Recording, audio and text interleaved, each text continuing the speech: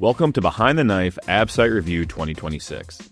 Be sure to check out our free study aid, which includes all 32 review episodes, brief written summaries, high-yield images, and flashcards.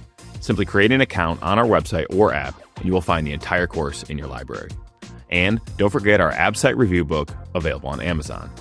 Dominate the day and dominate the ABSITE. Behind the Knife is proud to partner with Medtronic to support the entire 2026 ABSITE podcast series. Medtronic has a rich history of supporting surgical education, and we couldn't be happier that they chose to partner with Behind the Knife. Their sponsorship has gone a long way in supporting us as we develop exciting new content. Medtronic's innovation in surgical stapling with the Signia small diameter reload, a slimmer reload that can be used to effectively staple vasculature in pediatric procedures, and is compatible with all Medtronic handles. Improve stapling access in your procedures with the Signia small diameter reload. Welcome back to Behind the Knife, and today we're going to do Pediatric ABSITE, and we have a longtime favorite of Behind the Knife making a special appearance to help lead us through the pediatric review, and it is the newest pediatric surgeon in the Army, Dr. Wu Do. Wu, welcome. Hey, Kevin, thanks for having me. John, it's good to see you again. It's so nice to get the gang back together. Really excited to kick this off. So let's just jump right in. Let's start with pediatric trauma. We know that trauma is the number one cause of death in children. And John, why don't you start us off? What's the best indicator of shock in pediatric patients? Yeah, it's the best indicator is tachycardia. The one thing about kids that you have to know, and this works clinically as well, is that they look great until they don't. So they decompensate very quickly, but the first thing you're going to start to see is that heart rate creeping up. Absolutely. They're able to compensate all the way up until the point they don't. And so tachycardia is what you're watching for. And so, Kevin, do you want to take us through the tachycardia by age group, general rules of thumb for what's considered normal range? Yeah, absolutely. So for neonates, you consider it tachycardia if it's greater than 150 beats per minute. From ages 1 to 6, greater than 120 beats per minute. For ages 6 to 12, greater than 110 beats per minute. And then over 13, it's the same as an adult. Yeah, absolutely. So what about targets for fluid resuscitation? Let's say you have a patient that comes in shock. They're a pediatric patient.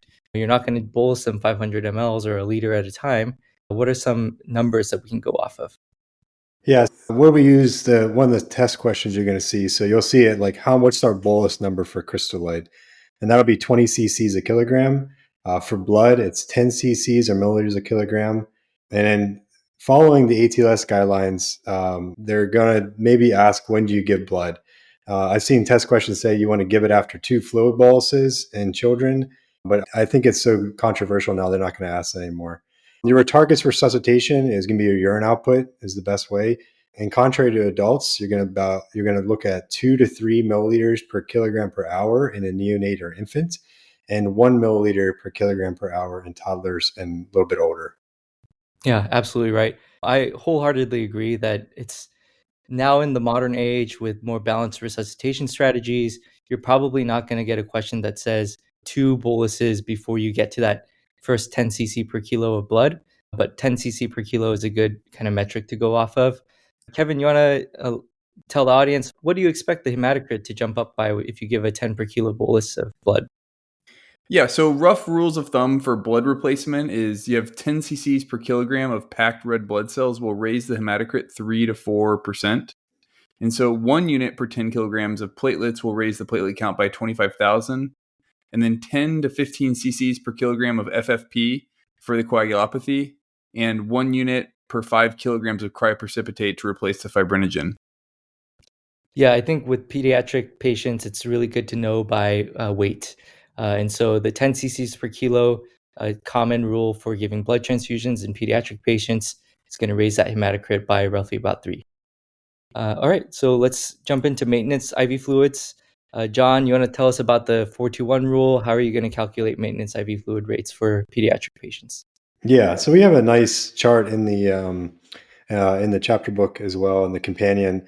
But the 421 rule. So you want to give 4 milliliters a kilogram an hour for the first 10 kilograms, 2 cc's a kilogram an hour for the second 10 kilograms, and then 1 milliliter per kilogram an hour for the rest of the weight. So you can see the chart in the book to help you with the calculations, but this is also a commonly tested thing. All right, Kevin, let's look at another common metric that comes up on exams. You're resuscitating the patient, you're going through your ABCs, and on airway, how are you going to calculate the ET tube size in children? Yeah. So if you have a neonate, you only use uncuffed tubes. But as far as the size goes, generally it's the size of the pinky of the child is what you go with, or you can use the Broslow tape. Great. I think that's a good rule of thumb, the size of the patient's own pinky. But a lot of times the test question won't, allow you to choose that, and they may have you calculate out what the size of the ET tube is. The Broslow tape is also a really good reference. You measure it against the size of the height of the actual infant. Just to know, for reference, the Broslow tape starts at roughly a 3 kilogram baby, and it's going to default to a 3.5 uncuffed tube for that. And so if you remember that, and the other rule of thumb being the size of the ET tube is the age divided by 4 plus 4, and then you take it down half a size for uncuffed tubes. So that gets you to 3.5 if it's a newborn baby. Again, all these numbers are getting into the weeds. The way I remember it is if you're thinking about uncuffed tubes, the Broslow tape defaults to 3.5 uncuffed to start. Now, it is a little controversial whether you can or cannot use cuffed tubes in babies. A lot of institutions in the modern era do use cuffed tubes for babies. The only thing you need to know, the whole strategy of test taking here, is cuffed tubes can potentially, if it's a size related issue, can potentially cause a little bit more stress on the subglottic space. And we all know that the subglottic space is prone to develop subglottic stenosis in babies. Okay, so let's go on to another commonly tested topic, broad differential here, but let's tackle emesis. Emesis in neonates, infants and toddlers, adolescents, we're going to go through the range. John, we know that one of the most common differentiators you want to ask about up front is whether it's bilious or non-bilious, but looking at it by age, if you're thinking about neonates, what are some of the differential items that you're thinking about for emesis? Yeah, these should be your go-to thoughts when you see emesis and you see the age on a test. So for neonates, for non-surgical issues, you can consider infectious, allergic, or metabolic disorder. For surgical, it may be malrotation with midgut volvulus, GERD, intestinal atresia, or pyloric stenosis. Great. So common things being common, there are a lot of non-surgical things. Babies spit up for all sorts of reasons. And the key discriminator here is you have an onus to figure out which of these things are surgical and demand immediate attention. And so getting at that malrotation with midgut volvulus being one of the most common tested surgical reasons. And we all know that this is bilious emesis. Got to make you think about malrotation with midgut volvulus. Other forms of emesis, just spitting up with a baby. It could be reflux. That could be just, baby with normal reflux. Intestinal atresias are going to present in different ways, but depending on if it's a complete atresia or like an incomplete web, you can have varying degrees. Complete atresias will definitely lead to emesis. And then pyloric stenosis may be debatable if you're going to see that as much in the neonatal population, but once you get closer to 3, 4, 5 weeks old, that could be a common presentation as well, being non-bilious emesis in pyloric stenosis. Kevin, you want to take us into the infant and toddler range? Yeah. So for the infants and non-toddlers, as far as the non-surgical ones, you want to think again, infectious. Now you can start thinking about neurologic and psychologic causes of emesis. And then gastroparesis becomes an issue in this patient population. And then as far as surgical, I always think of the 2-year-olds with the intussusception. And so intussusception is one of them. And then once again, though, GERD can be present in this population. Yeah, absolutely. And let's take it a little bit older, getting slightly older, maybe not all the way to adolescence, but getting into the older childhood range. What's one common condition now that we're thinking about for a surgical cause of emesis? John? Yeah, looking at appendicitis for this patient population. Absolutely. And then you want to round us out with some non-surgical etiologies of emesis in adolescents? Yeah, I think non-specific, but a functional disorder, IBD, and also psychologic could also be causes. All right, good. Okay, let's rewind for a sec and go back to a commonly tested scenario for neonates. So, Kevin, let's say you had a premature infant who started feeds and then developed bloody stools after the feeding began. That scenario makes you think about necrotizing enterocolitis. That all resolves. It was non-operatively managed, and then several weeks down the line, they're starting to have emesis and feeding difficulty. What does that make you think of as far as diagnosis goes? Yeah, that definitely makes me concerned for some type of stricture. Absolutely. Yeah. So we know that necrotizing enterocolitis commonly results in strictures post management. I would say the most common location for a stricture for neck is the colon, but it can also happen in the small intestine. All right. John, you want to take us into scenarios for non-bilious emesis? I know that pyloric stenosis comes up time and time again. You want to take us through some common scenarios related to pyloric stenosis? Yeah, the buzzwords you're going to look at in the question stem for this are going to be projectile vomiting and an olive-sized mass in the upper abdomen. They might have a patient that also has a metabolic disturbance. And just to remind everybody, this is a hypochloremic, hypokalemic metabolic alkalosis with paradoxical aciduria. Same type of scenario you would have with any patient has chronic vomiting or acute vomiting. The diagnosis for this is an ultrasound of the abdomen, specifically look at the pylorus, and it would be greater than 4 millimeters thick and over 14 millimeters long. Yeah, absolutely. So very classic ABSITE test question. Pyloric stenosis is so commonly tested that you really want to memorize this metabolic disturbance, the hypochloremic, hypokalemic metabolic alkalosis with paradoxic aciduria.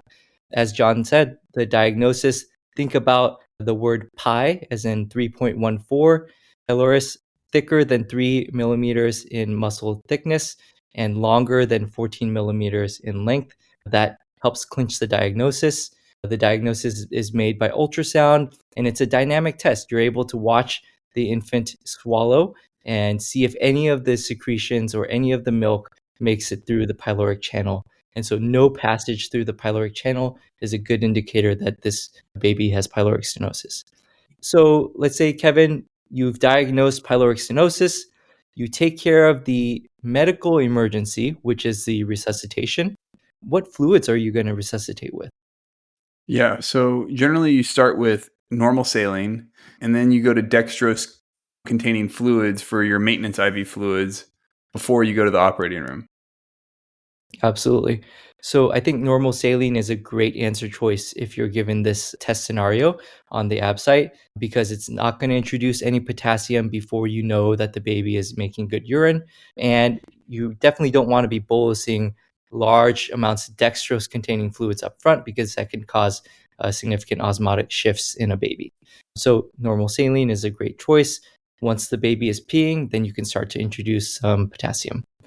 Okay, so let's say you're in the OR now, John, for this baby with pyloric stenosis who's very well resuscitated. You go for your pyloromyotomy. We've seen this question come up before. What are some independent markers or signs in the operating room that you've had an adequate pyloromyotomy? Oh yeah, so you'll be looking for independent motion of the upper and lower leaflets when you did your division, and that they freely move, and you can see the mucosa underneath. Yeah, great. So you want to make sure you have a good myotomy that goes all the way down. You want to see the bulging of the mucosa. And as John expertly stated, you really want to see that you have independent motion of the upper and lower myotomy edges. Ooh, is this like your favorite operation? This has to be so fun. This is a great operation because it has a surgical fix. And Kevin, to this point, how quickly can these babies go home? This baby comes in with an acute problem, you fix it. Are they ready to go home the next day? Maybe. Yeah, so in the common era, we have expedited pathways, and this may come up. It actually comes up on pediatric surgical boards. You institute a feeding program where you just feed them right away, maybe with some sugar water, an ounce at a time, escalate to 2 ounces of milk, and then they're ready for discharge. You counsel families that they will spit up to expect that, but generally it's not going to be that forceful kind of vomiting that they had before. Related to that, when you're making your myotomy, which side of the myotomy is more likely, if you do an incomplete myotomy, to lead to an inadequate pylori myotomy? Gastric side or duodenal side? I'm going to go with gastric side. Yeah. So the most common complication for the myotomy on the gastric side is an incomplete myotomy, leading to need for a redo myotomy. What about on the duodenal side? Let's say you got carried away and took that a little bit too far, Kevin. What complication can you see there? Yeah, it's not as robust there, so you can certainly have a perforation. Yeah. And at least in pediatric surgical boards, if it's a small myotomy that causes a tiny duodenal perforation, you may be willing to oversew that. I would recommend that for the safety of your board examination, it may be better to say the traditional old school teaching, which was you open or whatever it takes to get a good exposure, close the myotomy, and then do a myotomy on either the contralateral or anti-parallel side. Okay, so let's move on to another topic. Very commonly tested, tracheoesophageal fistula. In the question stem, most commonly you'll see a baby who may or may not have had polyhydramnios in utero, and they're born and they are having trouble with handling of their secretions. Maybe they're coughing, maybe they're spitting up, maybe they're drooling. So some combination of that should clue you in on this. John, you want to take us through the types, the classification for TE fistulas? Yeah, so there's 5 different types, and we'll go into the most common types afterwards. But type A is an isolated esophageal atresia.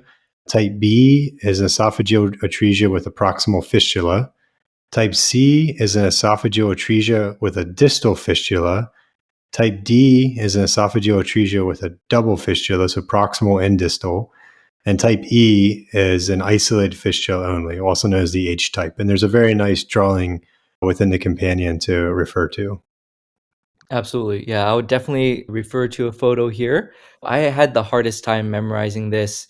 There are a number of mnemonics and tricks and tools out there, but honestly, I think if you go back to the principles of how this scheme was made in the first place, Dr. Gross was a surgeon, and this was a surgically devised classification scheme. So if you were to classify this surgically, first you'd have your normal anatomy, and then you'd have just the esophageal atresia, so that's your type A. Then you would have the connection, the TE fistula, be proximal, and so that's your type B. Next, you would have a distal TE fistula, that's your type C. Then you do a double, which is your type D, and then your type E is your isolated TE fistula. Okay. I like it. A little bit about TE fistula related questions that test takers or test makers are more likely to ask on the boards here, specifically related to EATEFs. What are some associated syndromes or the other anomalies that you should be looking for as you work up this patient before you take him to the operating room? Yeah, so I think the vactoral is the common syndromes that you look for. So you first look for vertebral anomalies by doing a sacral ultrasound. And then you look for anorectal abnormalities such as imperforate anus, and you do that with a rectal exam. And you look for cardiac with an echo. And you obviously TE fistulas is the T. And then renal, I use renal ultrasound, and then limb anomalies. Yeah, absolutely, Kevin. I'd say if one of these was critical to have before you go to the operating room, it's going to be that cardiac echo. John, is there any particular vascular anomaly or abnormality that you think is relevant to know before you take the patient to the operating room related to this echo? I used to know this. I forget now. You have to remind me. Yeah. So it's the aortic arch, the side of the aortic arch. And the reason it's relevant is typically these operations are done through a right-sided thoracotomy. Whether it's transpleural or extrapleural, you're going to see both of those options. VATS is even an option these days, but most commonly pediatric surgeons will approach this from the right side.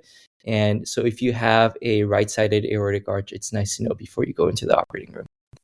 Okay. Hey, we never actually talked about the most common types of tracheoesophageal fistula. Which ones are the most common? Yeah, so I'd say the most common by far is going to be your type C. So that's going to be your proximal esophageal atresia with your distal TE fistula. When you see these patients come up on the exam scenario, you may be given a chest x-ray or a babygram that includes chest and abdomen. Kevin, you want to take a shot at this? Which of these anatomies is going to show you gas in the abdomen? Yeah, you're going to get that with your type H's and potentially your type D's and C's. Exactly. So any of the ones that has that distal fistula where there's going to be that connection from the airway to the esophagus into the stomach, that's going to give you your gas in the abdomen.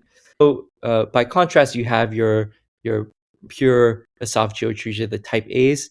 Those you might just get an X-ray with a replogal tube, basically the oroenteric or nasoenteric tube that's coiled up by the upper esophagus in a blind pouch, and then you'll see no gas in the abdomen. That clues you in that may be a type A or possibly even a type B, but more likely type A esophageal atresia. Okay, the reason that's relevant, I'd say clinically to know, as a pediatric surgeon, the first discriminator is whether you see gas in the abdomen or not. The reason that's relevant is because if you have gas in the abdomen, the presence of the TE fistula makes it prone for the patient to have ongoing soilage of the lungs and reflux being acid exposure to the lungs. If these babies end up needing to be intubated, that can cause a problem if the positive pressure ventilation selectively goes into that stomach preferentially, and then the baby has abdominal competition and has difficulty with ventilation. So there are scenarios where the baby can decompensate, and those scenarios are more likely with the gas in the abdomen, the type C, the most common EA. Okay, so that rounds out EATF. So let's now tackle a different topic. Kevin, let's go to the abdomen. So do you want to tell us a little bit about intussusception? How does that present? What are some buzzwords that you're looking for? Yeah, and so this is the non-infants that you think about. The buzzwords are the current jelly stools or the target sign on imaging, and they can potentially have bilious emesis if it's causing obstruction. And in adults, you need to be more worried about this because you're concerned about a malignant lead point. But in kids, due to their Peyer's patches and different things, they have a lot higher. This is more common. And so that's for the etiologies in children. You'd think of the inflamed Peyer's patches with all the viral illnesses the kids have. And then you want to think about lymphoma and then Meckel's diverticulum as the etiologies for this. Yeah, that's perfect. So diagnosis is going to be made with that ultrasound, looking for the target sign. This is just a picture that you want to have imprinted in your mind. It very commonly shows up on the exam if you see it. The next step is in the evaluation of the child is going to be to make sure they don't have any signs of peritonitis. So make sure your question stem doesn't mention any of that. And as long as they're stable, John, you're going to take them for what therapeutic maneuver? Yeah, so you want to look for air contrast enema on the question.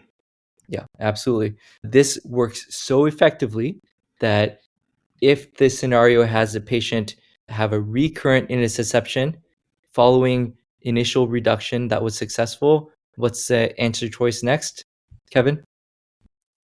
Air contrast enema. Yeah, exactly. So even if it recurs, it could recur 15, 20% of the time. Even in that same ED stay, you're going to go for another repeat air contrast enema. So then, John, when would you consider operating? Obviously, if they have any concern for peritonitis, that would be your first step before any air contrast enema. But if they failed the air contrast enema, that would be one reason to do it. And obviously, if there's a concern for perforation. Okay, good. And two follow-on questions we've seen come up with intussusception before. Kevin, let's say you have this patient in the ED, they undergo successful reduction. Do you need to admit them to the hospital? I have to admit, I'll be guessing, but I would like to admit them for overnight. Yeah, so I think traditionally the safest answer was admit the patient. But more and more, we know that with successful air contrast enema reduction, if the patient passes a PO challenge, the likelihood of an issue is exceedingly rare. And so in the modern era, we typically discharge from the ED following a brief period of observation. And we have seen that come up on the exam. Let's say also related to intussusception, commonly tested, which location is the most common location for an intussusception in a child? I'm going to go with the ileocecal valve. Yeah, ileocolic intussusception. That's by and far the most common. If you were to have a small bowel to small bowel intussusception, a lot of times you'll see that caught incidentally on a CT scan or imaging done for another reason. Most of the time, those are inconsequential. Okay, so moving on to the next topic, we talked a little bit about how intussusception can potentially lead to bilious emesis, although that's strictly because it's typically beyond the ampulla levator. It's a distal process. But when you see the keyword bilious emesis, what does that really make you worry about, Kevin? Yeah, and so when you're talking about an infant with bilious emesis, you're thinking of malrotation. Yeah. So specifically, the entity that we want to rule out is malrotation with midgut volvulus.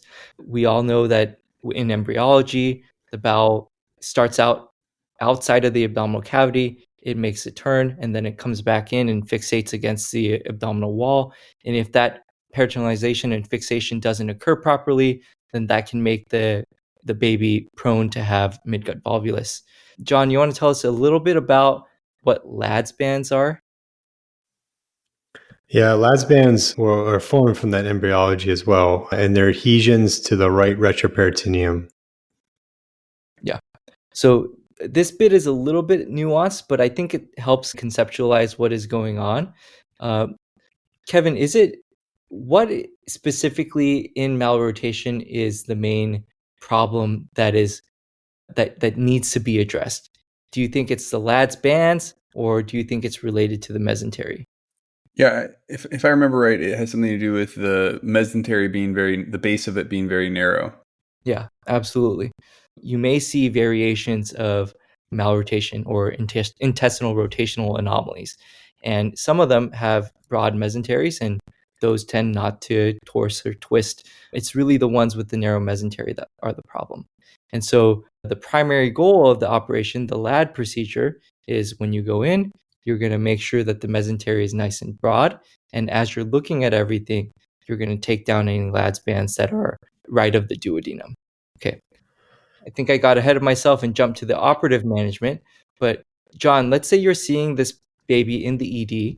They don't look terribly sick. They look stable. What exam or next step are you going to choose in the evaluation to diagnose this? Yeah, like you said, if they're not sick and they don't have an acute abdomen, you want to attain an emergent or urgent upper GI to rule out malrotation, as it is the most common cause of pediatric bilious emesis. Is always the first place you want to start. Yeah, absolutely. So upper GI series is definitely the answer. You should know what you're looking for in the upper GI is that, so once the contrast goes into the stomach, it makes a C sweep with the duodenum. The contrast then comes back up to the level of the pylorus to the right side, or sorry, the patient's left of the spine. And on a lateral view, there's no gap between the contrast and the spine itself. So basically, it makes it all the way to the retroperitoneal attachment, which is the ligament of Treitz. So if you see all those things, and then the contrast goes beyond that into the small bowel freely, then you have a good contrast study that rules out at least malrotation with midgut volvulus. Okay. If there's ever a question, is there any harm to taking this patient to the operating room? I'll probably say no. Yeah. Everything comes with risk, but this is one of those diagnoses where if the patient is sick and upper GI is an answer choice, but you really are worried about this baby potentially having midgut volvulus, taking to the operating room before a certain diagnosis is not a bad answer choice. Okay. All right. Kevin, you want to talk about any other associated conditions that you may see in the exam as being associated with malrotation? Yeah, so you have your congenital diaphragmatic hernia seen in 20% of these cases, and then you have your omphalocele and gastroschisis. Absolutely. I think it's worth knowing that gastroschisis typically by nature is going to be malrotated or have issues with rotation. Typically, these patients, because once all the bowel goes back into their abdomen, it scars in place, they're not the types of patients that are at risk of developing the same degree of midgut volvulus. They almost get like that adhesion formation that you intend to create with the LAD procedure. So, John, you want to take us through in a little bit more detail what the LAD procedure entails? Yeah, like you previously mentioned, so you're going to take in the operating room, open the abdomen. You're going to resect the LADS bands and then perform a counterclockwise detorsion to place the small intestine on the right and the large intestine on the left. And then we always do an appendectomy, just mainly to avoid any future diagnostic uncertainty. Yeah, absolutely. I think that's the traditional way the LAD procedure was taught. The question about appendectomy being mandatory in the modern era with CT scans, I don't think your exam's going to go into the weeds of that, but traditionally, absolutely. You're going to open that abdomen, inspect the bowel, you're going to detorse everything. Again, make sure you're communicating with anesthesia as you do the detorsion. You're going to inspect the mesentery, make sure it's nice and broad. You're going to take down the LADS bands, and in doing so, you essentially cochlearize the duodenum, and you want to make sure the course of that duodenum is nice and straight, going all the way down into the small bowel, which is on the right, and then the large bowel, which is on the left. Perfect. Okay, before we move on from bilious emesis, another entity that you may see, Kevin, you want to take us through duodenal atresia? What are you going to see on the question stem there? Yeah, super high yield topic. So the buzzwords are the double bubble sign on X-ray. This is the number one cause of duodenal obstruction in neonates. And so you're again going to potentially see the polyhydramnios because they're not able to swallow. And then of course you have the cardiac, renal, and GI anomalies and Down syndrome in 20% of these patients. Great. That double bubble is so classic. Just make sure you look at an image and imprint that in your mind. Other things that can cause double bubbles, annular pancreas can do it, even a duodenal web can do it. So just know that these other things are there. But if you see it on the exam, you just got to worry about that duodenal atresia. It's going to be a scenario where the baby has never been able to feed well because an atresia, by definition, is a complete break. So nothing is getting beyond it. If anything has gotten beyond it, you get that X-ray and gas distally. It makes you wonder, is it something incomplete like a duodenal web or an annular pancreas? Okay, let's say you have this duodenal atresia. You have the patient who also has Down syndrome, trisomy 21. John, what is the first test you're going to want before you take this patient to the operating room? Yeah, so like we talked about previously, you're going to want a cardiac echo. Mm-hmm. Absolutely. So specifically, duodenal atresia, unlike any other atresia, is something that you absolutely need that echo before you go into the OR. A lot of times they can have crazy things going on with cardiac pathophysiology. They can have complete AV canals. They can have all sorts of defects, and it ties together very neatly as far as associations go with Down syndrome. Okay, so if we talked about duodenal atresia being this complete break here, if we look at other parts of the intestine, what is one thing that's different about jejunal or ileal atresias, Kevin, as far as their etiologies go? Do they form because of the same way that duodenal atresias form? Yeah, no, so other intestinal atresias are due to intrauterine vascular accidents, most commonly in the jejunum and can be multiple, whereas duodenal atresia is caused by failure of recanalization. Perfect. Yeah. Okay, let's jump a little bit further along the intestine here, moving into a commonly tested phrase that you may see. This baby was born, they had no prenatal diagnoses, but now it's been 48 hours, and they still haven't passed meconium. John, what does this make you worry about? Yeah, well, hopefully they give you the meconium in the question stem, but I would be concerned about meconium ileus in this patient. Yeah, exactly. So they may not say the word meconium, but they may say this baby is distended, or maybe not, and they haven't passed any stool. You examine their bottom, and you confirm that there's no anorectal malformation. So it makes you wonder: is this meconium ileus? Okay. So there is an association with cystic fibrosis. You should know about that, and that may clue you in on what can be a potentially diagnostic and therapeutic maneuver. Kevin, what would that be? Yes, that's your gastrographin enema or your N-acetylcysteine enema. Yeah. Most commonly these days, we're erring on the side of gastrographin enemas. Again, both therapeutic and diagnostic, but the neck is another consideration. So let's say you do this. You do this for a couple iterations in a row. Patient is still having difficulty. Um, you get another contrast enema, and this time you see an inverse rectosigmoid ratio. Um, So in that situation, I'd be concerned about Hirschsprung's disease.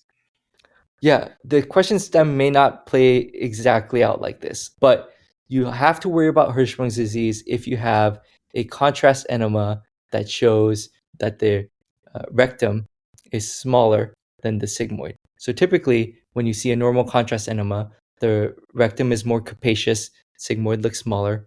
But if you have a functional obstruction going on, it's going to reverse. So your rectum is going to look smaller and your sigmoid is going to look bigger proximal to it. If you see that pattern on a contrast enema, it's got to make you worry about Hirschsprung. Hirschsprung is a very common cause of colonic obstruction in infants. It can also be delayed in diagnosis. So you may have a chronic constipation patient come in, and it's just got to be on your differential that this may be something that's worth working up. There are two scenarios related to that you can see. One is like the fairly stable, not sick child, but is having ongoing issues. And then there's the really sick child that's coming in with lethargy and fevers and looking septic. So let's talk about the first iteration where you're worried about Hirschsprung's being on the differential, patient's not too sick. John, what are some first steps that you're going to take to help manage and diagnose this patient? Yeah, so you want to do rectal biopsies, and these are typically done under like a suction rectal biopsy, and that will show absent ganglion cells in the myenteric plexus. And that's going back to embryology again, like a lot of things in pediatrics. It's due to failure of these to progress in the caudate direction. Perfect. And Kevin, let's say it's the second scenario where the patient is septic. You got an x-ray and it shows diffuse bowel dilation and the baby looks ill. What are the moves that you're going to do initially to help manage and resuscitate this child? Yeah, so if they're septic and they're sick, I'm going to start with IV antibiotics, rectal irrigations, and then consider an emergent colectomy. Yeah, you may not need to jump straight to that colectomy. I totally agree, but you're absolutely right. So the mainstay of therapy for Hirschsprung's associated enterocolitis, and this is still in today's day and age, a life-threatening entity. Patients still in the late 2000s, 2020, patients have died from this. So you really want to get ahead of it with rectal irrigations using saline and IV antibiotics and really make sure that they're well resuscitated. Okay. So let's move on to another scenario. John, so we talked a little bit about intussusception being a cause of bloody stools. There are some other etiologies in the pediatric population that are different than adults. When you see the word bloody stools in the question stem, what's another etiology that you should worry about if it's a premature infant? Yeah, I'd be thinking of necrotizing enterocolitis in this kid. Good. Yeah. Specifically, it happens after the first feed. You're going to have a preemie after the first feed, develops abdominal distension and signs of sepsis. Kevin, you want to talk about features on that x-ray? What will the x-ray show you? Yeah, so the classic thing you're looking for is the pneumatosis. This alone is not an indication for surgery, but also you're looking for free air, and then some poor prognostic signs are things such as portal venous gas. And many times you're going to do serial lateral decubitus films to monitor for perforation. Yeah, good. The lateral films are specifically helpful for the perforation and the free air. Okay, when you get labs on these patients, John, is there one particular lab value that stands out specifically in the pediatric and neonatal population? If you see maybe that this number is very low, it's got to make you worry that the patient is getting sicker. Yeah, so thrombocytopenia is a good indication things are going poorly. Yeah, absolutely. A little bit different than adults. You really got to look out for that thrombocytopenia in the neonates. Okay, we've started treating this baby, let's say with resuscitation, NPO status, broad spectrum antibiotics. You're going to do nasogastric or orogastric decompression. Kevin, what are the indications to operate? Do you operate on all babies that develop pneumatosis? No. So the only absolute indication is if they have pneumoperitoneum. But then, of course, if they develop peritonitis or they have clinical deterioration, you'd want to operate on these patients. Yeah. And this is getting a little bit deeper into the weeds, but does occasionally show up. Is there a size of a baby at which you may worry that the risk of laparotomy may be a little bit greater, and so you might consider doing a drain placement? So yeah, in neonates that are less than 1 kilogram, you have to be concerned about the harm of a laparotomy. Right, absolutely. So I think just generally speaking, it's a good cutoff to be aware of that if they're very small, less than 1 kilogram, you may consider placing a drain primarily. The nuances of that are a little bit in the weeds, but I think for the ABSITE, that's a good number to remember. Okay, so another common board scenario that you'll see, John, you have a 2-year-old that comes in with painless GI bleeding. What does that make you worry about? Yeah, I'd be worried about Meckel's diverticulum, and that's a small bowel diverticulum due to a persistent omphallomesenteric duct. Good, good. Most commonly, as we said before, painless lower GI bleeding. And these toddlers can come in with very low hemoglobin levels. And make sure you're resuscitating them as you work them up. Kevin, classically, we talk about the rule of twos. You want to walk us through those? Yeah, so generally it'll be about 2 inches long. It'll be 2 centimeters in diameter. They'll be less than 2 years old. There's a 2-to-1 male to female predominance. It'll be within 2 feet from the ileocecal valve. It's in 2% of the population, but only 2% are symptomatic. And there can be 2 types of tissue within it, both pancreatic and gastric. Very good. So related to that ectopic tissue here, John, what is the mainstay of diagnosing Meckel's diverticulum? Yeah, you talk about Meckel scan is the mainstay for diagnosis, but it'll only pick up if the diverticulum has gastric mucosa within. Yeah. I think knowing that physiology is helpful. Every once in a while, there are questions about what can be used to enhance the sensitivity of this scan. And once you remember the gastric mucosa, it may help you remember H2 blockers can be used to increase the sensitivity. H2 blockers specifically and glucagon can as well. Okay, so Kevin, let's say you've diagnosed a Meckel's. You're going to take this patient to the operating room after they're resuscitated, but you go in there and that it's a narrow-based Meckel's diverticulum. There's no ulceration on the antimesenteric side. What's going to be your operation? Yeah, so if it's just the Meckel's without any other issues, I'll do a resection of the diverticulum. If it's more than that, I would consider a segmental resection if it involves the base. Yeah, very good. I think that's a great way of thinking about it. So diverticulectomy is still an appropriate operation, but if there's anything on the stem that makes you worry about the integrity of the bowel on the opposite side of it, then you can do a limited small bowel resection. Okay, John, let's jump into some abdominal wall defects. Do you want to take us through some of the differences of a gastroschisis versus an omphalocele? Yeah, sure. Yeah, like you mentioned, the two you want to think about are gastroschisis and omphalocele. So the etiologies is walking down through these, and it's once again nice chart in our companion. For gastroschisis, the etiology is not well understood, may be due to a failure development of the ventral body wall during embryogenesis. And for omphalocele, it's due to failure in embryonic development. Gastroschisis will not have an overlying sac. Omphalocele will have a sac, and it may contain other organs. Gastroschisis is located to the right of the midline, and omphalocele is in the direct midline. Gastroschisis has some associations to include intestinal atresia, which is the most common, and malrotation.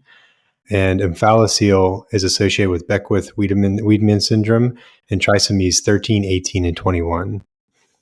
The diagnosis for gastroschisis and omphalocele are the same with an obstetric ultrasound. You usually see these in the prenatal period. The treatment for gastroschisis initially is to wrap whatever is exterior to the abdomen with a moist wrap, resuscitate the patient, start them on TPN, and keep them in PO.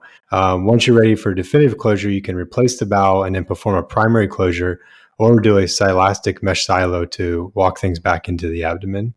For omphalocele, it's about the same, but you may need a patch if it's giant and there's a large defect present. And finally, the prognosis is better for gastroschisis is better than omphalocele. Absolutely. So thanks for taking us through that. I think it's really nice to look at this chart about the key differences. There can be varying degrees of presentation. You can have small defects, you can have large defects, you can have giant omphaloceles that contain liver. So the spectrum is far and wide. I don't expect you to be tested on the weeds of this in the exam, but I think this chart gives you a broad overview of the most common scenarios that you may see come up related to gastroschisis and omphalocele. Okay, related to the midline umbilical defects, let's talk about umbilical hernias. Kevin, in a pediatric umbilical hernia, when are you going to recommend repair? Yeah, this always drives me crazy having kids come in with pretty big hernias, and we have to say, wait till they're in kindergarten. So generally, when they're 5 years old is when you consider closing these hernias. Yeah, there are a number of factors that maybe predispose this umbilical hernia to be less likely to close or more likely to close. Sometimes you see risk factors like a proboscoid umbilical hernia where the skin is protuberant like an elephant trunk. But by and large, you're going to recommend repair if it still hasn't closed by about kindergarten age. Okay. What about inguinal hernias? John, the etiology, we know about the persistent processus vaginalis. What's different about treating inguinal hernias in kids compared to adults? The treatment for kids in comparison to adult is an elective high ligation of the sac. Sometimes I've seen scenarios come up on the ABSITEs is where you have a kid with an incarcerated hernia come in and you reduce it in the ER, and what do you do next? Typically, you want to get these patients to the OR within 72 hours. Yeah, I think that's a great, safe way to think about it. So, high ligation of the sac is going to take care of that patent processus vaginalis. Unlike an adult hernia repair, typically you're not going to need any sort of mesh repair with these kids because they're, by definition, pure indirect inguinal hernias. Now, the scenario that John mentioned is very commonly tested, the incarcerated inguinal hernia. So typically, if it's reducible, if it was a very challenging reduction and you were worried that the bowel could be threatened at any stage of it, it's better to make sure that inguinal hernia is repaired before that patient discharges. Um, if it was a fairly reducible hernia, you do have time on your hands and you can extend that period of time. You're not obligated to 72 hours, but I would read into the question a little bit to let it guide you as far as how much leeway you have as far as the repair goes. There is another commonly tested scenario regarding incarcerations that's a little bit different. Kevin, what about when you see a baby that comes in, it's a girl, and they had ovary in the inguinal hernia that was seen on ultrasound? You evaluate it and you're able to reduce it.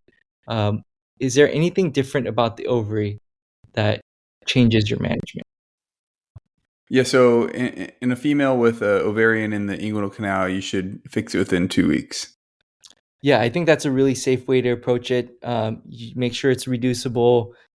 Parents don't need to obsess about reducing it all the time, but within a reasonable time frame, like 2 weeks, you want to try to get these repaired. Okay, one thing that you should just be aware of is if you have a female with an inguinal hernia, so a baby girl with an inguinal hernia, it may be a reason to evaluate the gonadal structures because there is a rare scenario where you have androgen insensitivity syndrome. And so, if you have a female with an inguinal hernia, that can be an association. So, if you have a female inguinal hernia, just in the back of your mind, know that this one obscure disorder of sexual differentiation, DSD, called androgen insensitivity syndrome does exist. Okay. Kevin, let's talk about hydroceles. So, how are hydroceles classified? Yeah, so you have your communicating and you have your non-communicating. So the non-communicating usually resolve by 1 year, whereas the communicating can wax and wane. And these are similar to a hernia, but the sac does not extend into the internal ring. Very good. Okay. Um, Anything about surgery for hydroceles that you think we should know? Yeah, so surgery at 1 year old, if they have not resolved or if it's communicating, In that situation, you resect the hydrocele and ligate the process vaginalis. Okay, good. So same sort of operation, actually. All right. What about cryptorchidism? So let's say you have undescended testicles. What association should we be aware of? Yes, you have to be worried about the risk of testicular cancer, even after they've had an orchiopexy, particularly a seminoma and chromosomal disorder if undescended bilaterally. Okay, let's dive into abdominal masses. Very commonly tested. A lot of times, the presentation is going to be a 2 or a 3-year-old who is taken for a bath, and grandma notices that there's an abdominal mass. Baby is asymptomatic. Kevin, as you get the history on this child, what are some of the other features that you're going to ask about? Yeah, I hate talking about these things with young kids at home. Definitely makes you nervous. But so you want to know if they have any history of hypertension, diarrhea, or raccoon eyes from potentially orbital metastasis, or if they have an unsteady gait. hmm And John, if we hear about any of these features, what type of abdominal mass are we getting more and more worried about? Yeah, I'd be concerned about a neuroblastoma. Yeah, so I think you guys are absolutely right. The unsteady gait in particular is referring to opsoclonus myoclonus ataxia syndrome, very classically associated with neuroblastoma. Kevin, you want to tell us about some other features related to neuroblastomas? Yeah, so these generally originate from the adrenals, but can be anywhere along the sympathetic chain. These patients will be generally young, less than 2 years old, and the best prognosis in these patients, if it's caught early, less than 1 years old. And they rarely metastasize. And to diagnose these, you're going to get catecholamines, metanephrines, VMA, HVA, and an abdominal X-ray looking for stipulated calcifications. And then you're going to look for a CT scan showing renal displacement. Whereas a Wilms, you'll actually see it replaces the parenchyma of the kidney. And I think that makes sense, right? Because all these associations with adrenal tumors or neural crest tumors, the same sort of biomarkers are there. It's typically arising near the adrenal gland. And if you have that, it's going to displace the kidney as opposed to Wilms, which arises from the kidney itself. Okay. There are a couple markers in particular, John, that we might see in the question stem. What markers might you look for that portend a worse prognosis for neuroblastoma? Yeah, the one I remember specifically coming up before is the neuron-specific analase, but also want to look for LDH, HVA, the diploid tumor, or MYCN amplification. Yeah, the MYC-N or NMYC, I've seen it written both ways, but the MYC-N amplification, that in particular is very commonly tested. Okay, what about treatment, Kevin? Yeah, so resection, and you can try neoadjuvant doxorubicin if it's unresectable. Yeah, I think broadly speaking, we shouldn't get too far in the weeds for a general surgical absite. I think this is a good way to think about neuroblastoma. Okay, John, how about for Wilms tumor? Yeah, these patients present, they're asymptomatic, hematuria, they may have hypertension. 10% of Wilms tumors are bilateral, and the average age for presentation is 3 years old. These metastasize to the bone and lung. If that's the case, they may require radiation going forward. We can diagnose these with an abdominal CT. And like I mentioned before, you're going to see replacement of the renal parenchyma. These are associated with the Wagner syndrome. Actually, I don't know if it's a syndrome specifically, but it's the Wagner association. So WAGR. So you have Wilms, aniridia, GU malformation, and mental retardation. The treatment for these is nephrectomy without rupturing. And that, if it does rupture, that will upstage the tumor. And you want to do post chemotherapy with actinomycin and vincristine. Great. I think for Wilms, it's specifically important to know this association with upstaging by rupturing the tumor or violation of the tumor. And so this is a type of tumor where if you have a classic finding on CT scan, you would not proceed with biopsy. So if you see biopsy like core needle biopsy as an answer choice and it's clearly Wilms tumor, that's the wrong answer because it obligates a higher type of treatment modality. And the patient may otherwise have been amenable to a resection alone or resection with a minimized kind of protocol for chemotherapy. And so it's very important to know that for Wilms. Additionally, for Wilms, more and more this is coming up on exams, is the importance of lymph node sampling. So if there are two different answer choices, one of which that offers resection plus lymph node sampling, that is the answer that you're going to go for. Okay, the other thing, John, you had mentioned that bilateral, 10% are bilateral. This is very unique to Wilms tumor. If you see a picture or an association on the exam with bilateral kidney tumors, the diagnosis there is Wilms tumor. All right, so that takes us to hepatobiliary. Kevin, you want to talk about colorectal cysts? How are they classified? Yeah, so you have 5 types. Most common is type 1, the fusiform, and let's just talk about the rest of them also. Once again, we have a nice image to help you visualize this. This actually is testable. I wouldn't put this in here if it wasn't, because it's not very common that we see in our own practices in general surgery. But so 1 is the fusiform dilation of the biliary duct. Number 2 is the diverticulum, the solitary diverticulum. Number 3 is the choledococele, which means it's the dilation within the ampulla right at the duodenum. Type 4A is the intra and extrahepatic. Type 4B is the multiple extrahepatic dilations. And then type 5 is the multiple intrahepatic, also known as Crowley's disease. Yeah, absolutely. So with all these, I think it's nice to know exactly where the location of the lesion is, because based on that, you're going to be able to determine what sorts of treatment modalities listed here on the companion are going to be most helpful. Let's talk briefly about one pathophysiologic etiology of colorectal cysts. This does come up periodically on the exam. So it's thought to be related to a anomalous or long pancreaticobiliary duct junction. And John, what in particular does that predispose the biliary tree to if you have that long anomalous pancreaticobiliary duct junction? Yeah, that can lead to reflux of pancreatic enzymes in utero and can lead to this. Great.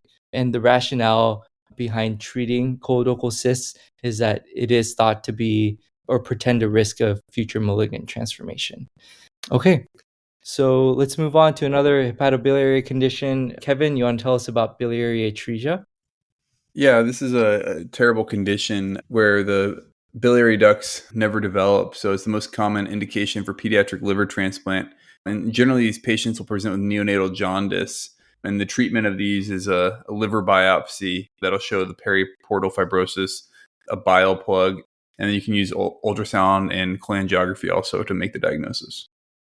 Yeah, I think that's a good way of thinking about it. I think slightly more nuanced is that more and more we're understanding that it may be a progressive inflammatory kind of progression that leads to these biliary ducts becoming obliterated. And as Kevin said, persistent neonatal jaundice. If you see direct hyperbilirubinemia in your question stem, you got to worry about it, because getting that diagnosis and treating biliary atresia before the age of 3 months, ideally even 2 months, is going to be critically important for the success of the procedure to treat it. John, what is that procedure called? Yeah, one of my favorite names to say is the Kasai procedure, which is hepaticoportojejunostomy, is the first step that you want to do for these. Yeah, and we're taught the Kasai procedure has the rule of thirds. A third of patients improve right away, a third progress to transplant, and a third die in short order. I think in the modern era, the outcomes are actually a little bit better than this. It's not quite like this, but I think one way you can think about it is that a third of them are going to clear their bilirubins and develop colored stools right away. And then a third are going to go on to clear initially, but then probably need a liver transplant in the coming months to years. And then the last third of them, as good as it can get, typically is in like the teenage to 20s-year-old range before they're going to need a liver transplant. I don't think it's ever really the case that a Kasai procedure is going to take that patient to lifelong success, but at least it's going to get them a lot of time before they go on for a transplant. Okay, so Kevin, let's talk about thoracic. So what are the 4 types of congenital lung lesions? Yeah. So you have your pulmonary sequestrations, you have your congenital cystic adenoid malformations, you have your congenital lobar emphysemas, and you have your bronchogenic cysts. Good. So I specifically asked it this way because this is actually changing and it's still so confusing. So we used to call many of these CCAMs, congenital cystic adenoid malformations. The language has changed a little bit to CPAM, uh, congenital pulmonary airway malformation. So you're going to see CPAM probably on your exam.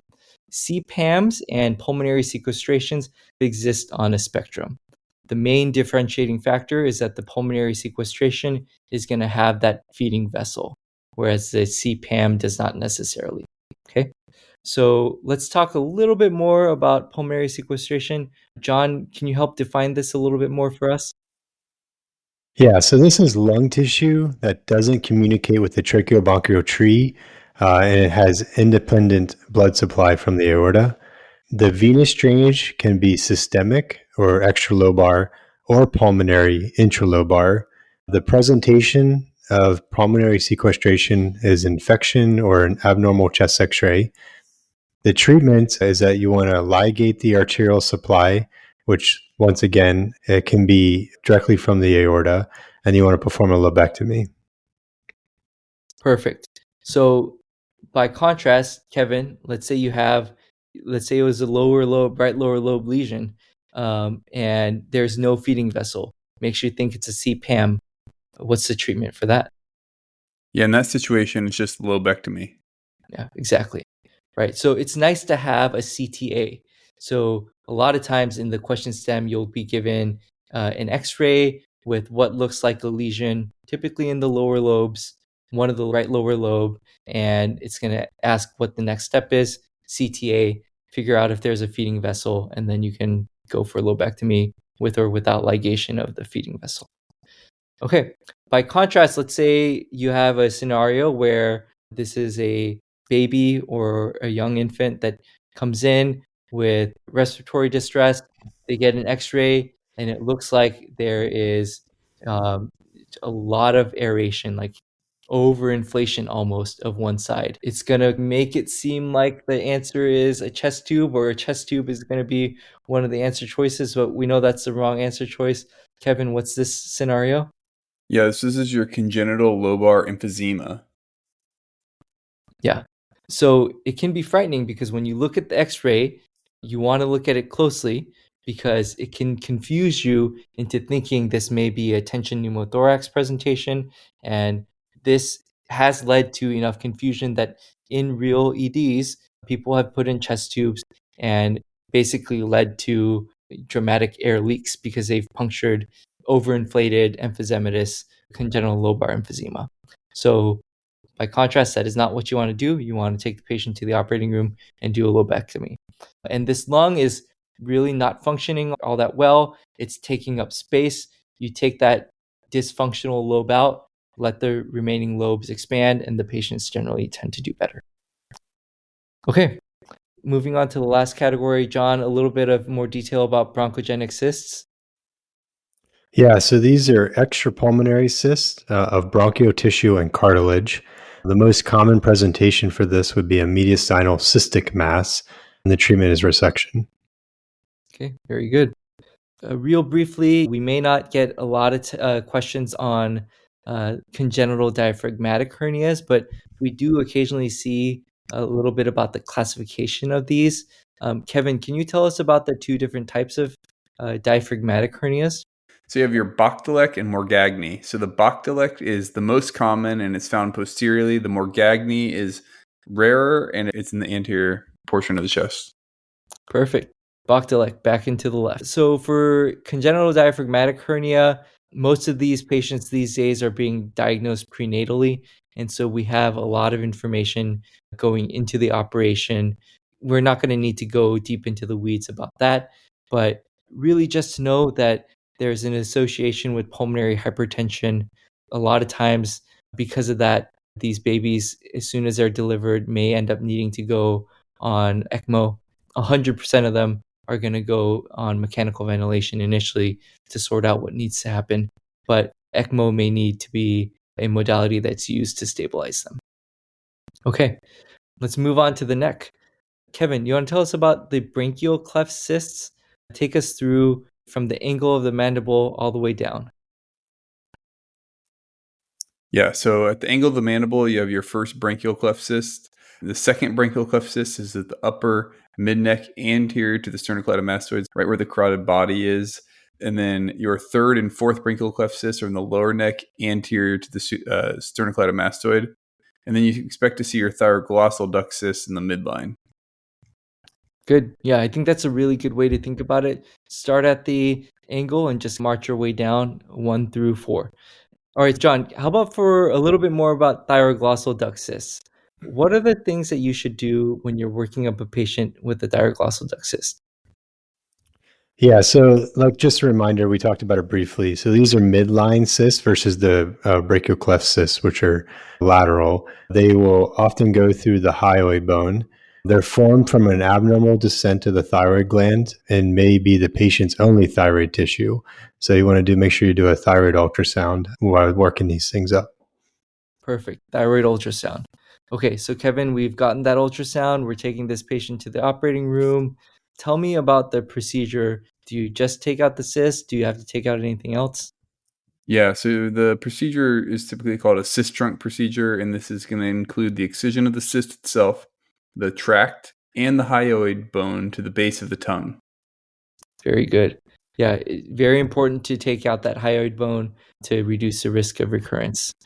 Okay, back in the day, we used to see this term cystic hygroma come up a lot. It's still in a lot of test taking strategy sort of textbooks, so it's in ours as well. But it's worth noting that the terminology is changing here. So cystic hygromas, nowadays you can think of it as lymphatic malformations.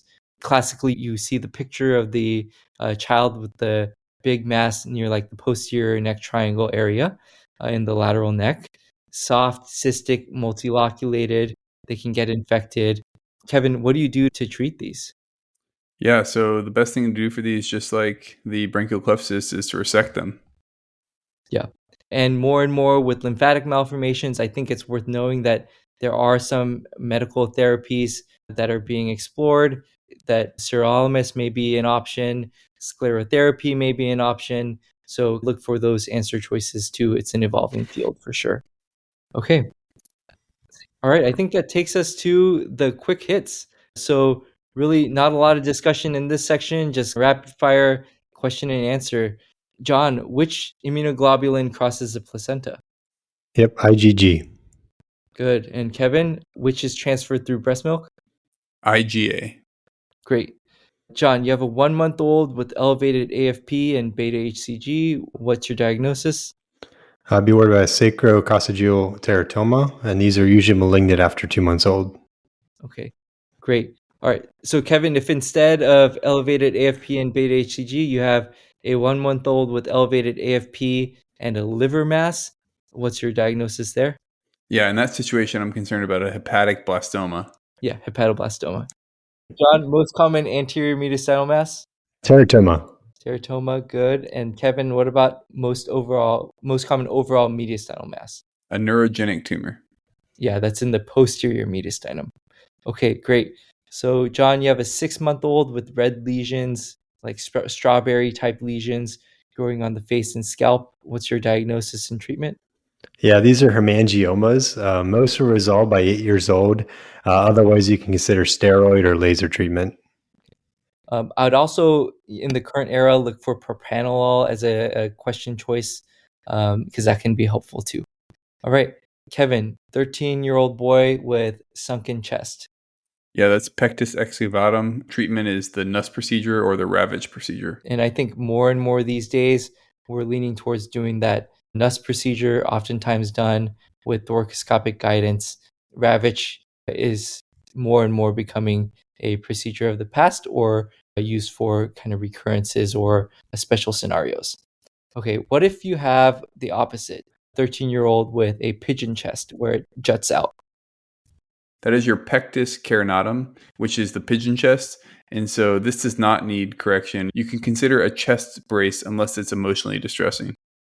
Perfect. Bracing is all you need. Okay, I think that rounds us out. That was a long session. Thanks for hanging in there with us, guys. Kevin, any last words of wisdom? Just listen to Woo. Yeah. Thanks, Wu, for joining us. Oh, this Really is great. appreciate Thank it. you guys for having me. Thanks for listening, and thank you to Medtronic for supporting surgical residents preparing for the 2026 ABSITE. Since 1949, Medtronic has relentlessly pursued therapies that change lives. Today, we thank Medtronic for supporting surgical residents as they relentlessly pursue their dreams. From all of us at Behind the Knife and Medtronic, dominate the ABSITE.